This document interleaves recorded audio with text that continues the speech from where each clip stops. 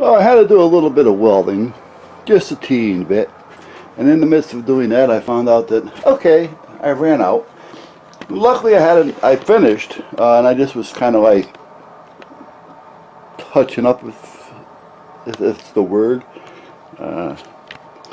Anyhow, had a little welding to do today. Very little. Luckily, before I ran out of wire, I was able to finish the job. And I still had a little tweak. So anyway, got it done. Not a big deal. I'm changing out the spool now as we speak. Problem being is, and I've never had this problem before. I mean, I've had this welder now for 10 years. Trying to get the wire into the feed. For some reason, now the wire was there when I pulled it out. Meanwhile, the unit is unplugged. Remember that, because you got live power up here, guys.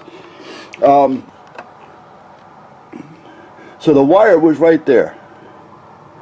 So the wire was sticking out of this just after the little wheel here, the drive wheel.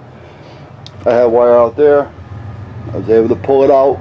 At first I had a little catch on it, but it pulled right out. So, why isn't the new wire going in?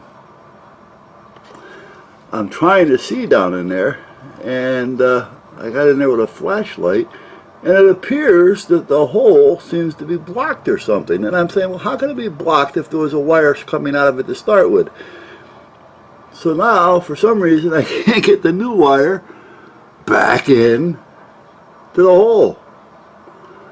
So I'm thinking about pulling the cable out just so I can see if there is an obstruction in there and what the hell it might be.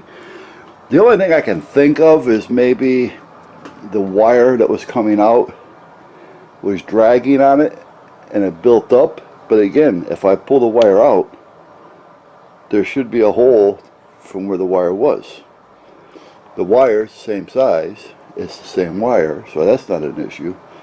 So that's where I'm at. Now, I'm trying to get all this done as well today. Today I was going to dedicate myself to this and to the commercial one. That's my big one. That's the one I've been using for 10 years or better. That never fails. It's a workhorse. This one, like I say, you know, the problem I'm having with it isn't a serious problem. It's just a driver setup issue. Now, because everything is online, including the manual, it makes it a little tough sometimes because you gotta split your screen so that you can work with the unit and also read, you know, the troubleshooting or the directions as to what you have to do. The drivers, for some reason, didn't find themselves, so apparently you have to set up the drivers. So we'll see what happens. So that's what I got to do next. Then it has a USB cable as well as an RJ35, I think it's. No, that, like, what's on that one? But that one will not fit that computer, that cable. So I do have a cable that will fit the computer, but I want to make sure, because the one they gave me doesn't fit the computer. I want to make sure that it's set, and we'll see what happens, because that's not powering the unit. You know, I mean, the power, it's plugged in. So I'm assuming that's a data cable, as if I was using the, what is it, the RJ35? Am I right and wrong with that? I don't know. But anyway, you guys know what I mean. Plugs into that. And the same thing is on a computer.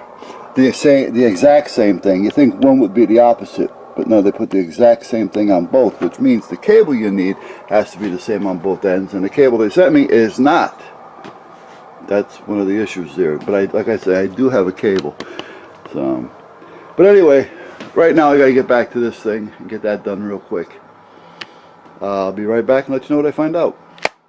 I don't know if you can see it, but just below the spot right there, the opening, there is an obstruction. Now I don't want to start pushing in with anything and just drive it deeper, hoping it'll break up. What I'm going to do is I am going to go in there with a small bit, drill bit, and by hand, and I'm going to try to do it that way because the bit will hopefully pull the crap out instead of just pushing it in deeper. And that's what my my attempt is going to be. So let me find a small bit. I know I've got them, and take care of this real quick. Well, I pulled the cable out.